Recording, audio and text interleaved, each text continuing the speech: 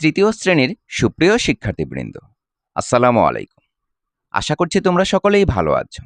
আজকের পাঠে থাকছে তোমাদের নতুন প্রাথমিক গণিত বইয়ের ৪৫ পৃষ্ঠায় পঞ্চম অধ্যায়ে গুণ নিয়ে আলোচনা।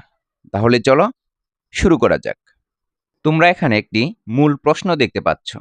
এখানে বলা আছে ১৩ গুণন ৫ এর হিসাব কিভাবে করা যায় তা চিন্তা করি। তোমরা একটু লক্ষ্য করো, দেখো এখানে গুণটা হলো ১৩ গুণ ৫। ১৩র সাথে ৫ গুণ দেওয়া আছে।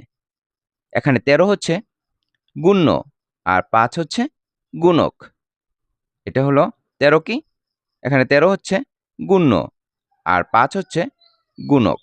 এখানে রাফি বলছে আমি ১৩কে ৫ বার যোগ করেছি। দেখো এখানে ১৩ যোগ ১৩ যোগ ১৩ যোগ ১৩ যোগ ১৩। এখানে ১৩ ৫ বার লেখা আছে। ৫ বার যোগ করে এখানে যোগফল নামাতে হবে। ১৩র সাথে ১৩ যোগ করলে কত হয়? ১৩র সাথে ১৩ যোগ করলে ২৬ হয়। আবার ২৬-এর সাথে যদি আমরা এই ১৩ যোগ করি তাহলে কত হবে? ৩৯ হবে। আর ৩৯-এর সাথে যদি আমরা এই ১৩ যোগ করি কত হবে? ৫২ হবে। আবার ৫২-র সাথে যদি আমরা এই ১৩ যোগ করি কত হবে? ৬৫ হবে। তাহলে কিন্তু আমরা এখানে ৬৫ লিখে দিতে পারি। এছাড়াও আমরা অন্যভাবেও কিন্তু যোগটি করে নিতে পারি। তোমরা লক্ষ্য করো, এখানে একক স্থানে কি আছে? এখানে আছে ৩, এখানে আছে ৩, এখানেও আছে ৩, এখানেও ৩, এখানেও ৩। তাহলে আমরা একক স্থানের ৩ গুলো যদি যোগ করে ফেলি কত হয়? ৩, ৩ এ ৬, ৬ ৩ এ ৯, ৯ ৩ এ ১২, ১২ ৩ এ ১৫, ১৫ কত হবে? ৫ হবে। ৫ আমরা লিখে ফেললাম। এরপর আমাদের হাতে কত রইল? ১ রইল। এখন আমরা দশক স্থানে লক্ষ্য করি। দশক স্থানে কি আছে? ১, ১, ১, ১, ১। কয়টি ১? ৫টি ১। ৫টি ১-এর সাথে যদি আমরা ওই হাতের ১ যোগ করে দেই তাহলে কত হবে? ৬ হবে। তাহলে কিন্তু আমরা একই উত্তর পেয়ে গেলাম।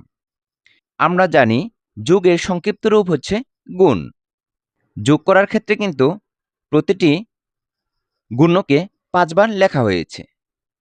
আমরা যদি গুণ করি সেক্ষেত্রে কিন্তু আমাদেরকে ৫ বার লিখতে হবে না। কারণ হলো ১৩ গুণন ৫।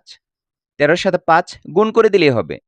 ১৩র ঘরে নামতা জানলেও হবে অথবা ৫-এর ঘরে নামতা জানলেও হবে। আমরা হিসাবটি করার জন্য গুণের নিয়ম ব্যবহার করি। এখানে লক্ষ্য করো, তুলি কি বলছে? তুলি বলছে ১৩ গুণন ৫ সমান ৫ গুণন ১৩। তাহলে ১৩র সাথে ৫ গুণ করেছে, সমান চিহ্ন দিয়ে আবার ৫-এর সাথে ১৩ গুণ করেছে। আমরা এর আগেও লক্ষ্য করেছি দুটি সংখ্যার যদি আমরা স্থান বিনিময় করি তাহলে কিন্তু গুণফলের কোনো পরিবর্তন হয় না। এখানেও ঠিক সেভাবেই লেখা আছে ১৩ গুণন ৫ সমান ৫ গুণন ১৩। তোমরা এখানে একটু লক্ষ্য করো, দেখো এখানে ৫-এর ঘরে কিন্তু নামতা বলা আছে। ৫ নং কত? ৪৫। ৫ ১০ ৫০। ৪৫ থেকে ৫০ কত বৃদ্ধি পেয়েছে? ৫ করে বৃদ্ধি পেয়েছে। ৫ ১১ ৫৫ হবে। তাহলে আমরা এখানে ৫৫ লিখে ফেলি। তাহলে ৫০ থেকে ৫৫ কত বৃদ্ধি পেয়েছে? ৫ করে বৃদ্ধি পেয়েছে। এরপর দেখি ৫ ১২ কত হয়? ৫-এর সাথে ১২ গুণ করলে কত হবে? ৫ ১২ ৬০ হবে। আমরা এখানে ৬০ লিখে দিলাম। তাহলে ৫৫ থেকে ৬০ কত বৃদ্ধি পেয়েছে? ৫ করে বৃদ্ধি পেয়েছে। এরপর ৫ ১৩ কত হবে? ৫ ১৩ ৬৫ হবে। তাহলে ৬০ থেকে কত বৃদ্ধি পেয়েছে? ৫ করে বৃদ্ধি পেয়েছে। আমরা কিন্তু ৫-এর সাথে ১৩ গুণ করলে কত হয় সেটা কিন্তু পেয়ে গেলাম। এখানে তোমরা একটু লক্ষ্য করো, দেখো এখানে লাল রঙের বৃত্ত দেওয়া আছে অনেকগুলো। আমরা গণনা করে দেখি পাশাপাশি কতগুলো আছে। ১, ২, ৩, ৪, ৫ এইভাবে আছে ৫টি। কয়টি আছে? ৫টি। আমরা এখানে ৫ সংখ্যাটি লিখে দিয়েছি। এই ৫টি কি? এই ৫টি হচ্ছে গুণক। এগুলো হচ্ছে গুণক। আমরা যদি উপর নিচে হিসাব করি তাহলে কয়টি পাবো? ১, ২, ৩, ৪, ৫, ৬, ৭, ৮, ৯, ১০, ১১, ১২, ১৩। কয়টি পেলাম? ১৩টি পেলাম। আমরা এখানে যদি এভাবে লিখে দেই তাহলে কয়টি পাবো? 13টি। আমরা যে 13টি পেলাম এগুলো কি পেলাম? এগুলো হচ্ছে গুণ্য। তাহলে 13 র সাথে 5 গুণ করা হয়েছে। এখানে বোঝানো হয়েছে 13 গুণন 5। তোমরা একটু নিচের দিকে লক্ষ্য করো। দেখো এখানে রাফি কি বলছে? রাফি বলছে আমি গুণ্যকে 2 ভাবে ভেঙে লিখেছি। দেখো 13 গুণন 5। 13 হচ্ছে গুণ্য। 13 কি? গুণ্য। আর 5 হচ্ছে গুণক। 5 হলো গুণক। এখানে তোমরা লক্ষ্য করো, দেখো 5কে কিন্তু গুণককে কিন্তু ঠিক অবস্থানেই রেখেছে। তাহলে গুণ্যকে কিন্তু ভাঙা হয়েছে। গুণ্যকে প্রথমে 13 থেকে 10 নিয়েছে। তাহলে বাকি রইল কতটি? 3টি। আমরা এখানে 3 সংখ্যাটি কিন্তু লিখে দিতে পারি। এখন আমরা 10 এর সাথে 5 গুণ করে এখানে নামিয়ে দিব। 5 10 কত হয়? 50 হয়। আর 3 5 15 হয়। এখন আমরা এই 50 আর 15কে একত্রে যোগ করে দিব। আমরা প্রথমে একক স্থানে লক্ষ্য করি। একক স্থানে আছে 0, তারপরে আছে 5। 0 এর সাথে 5 যোগ করলে কত হয়? 5 হয়। এরপর আমরা দশক স্থানে লক্ষ্য করি। এখানে আছে 5, তারপরে আছে 1। 5 এর সাথে 1 যোগ করলে কত হয়? 6 হয়। তাহলে একত্রে কত হলো? 65 হলো। 13 গুণন 5 এর গুণফল কত? 65।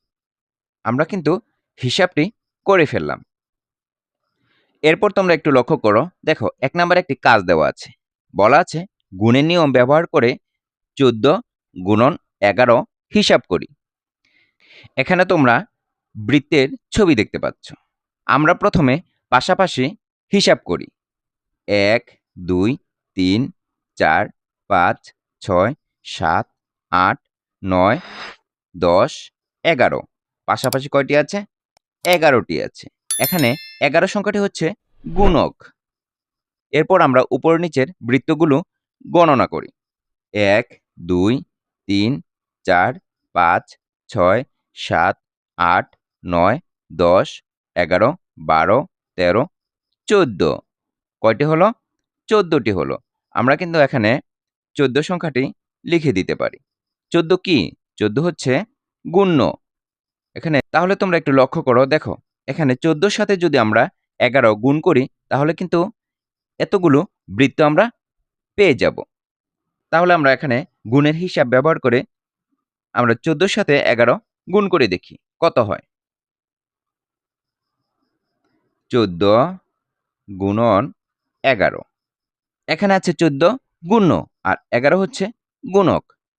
আমরা 11কে গুণককে ঠিক রাখব আর 14কে ভেঙে লিখব। 14কে যদি আমরা ভাঙি, প্রথমে আমরা 10 নিব। 14 থেকে কত নিব? 10 নিব।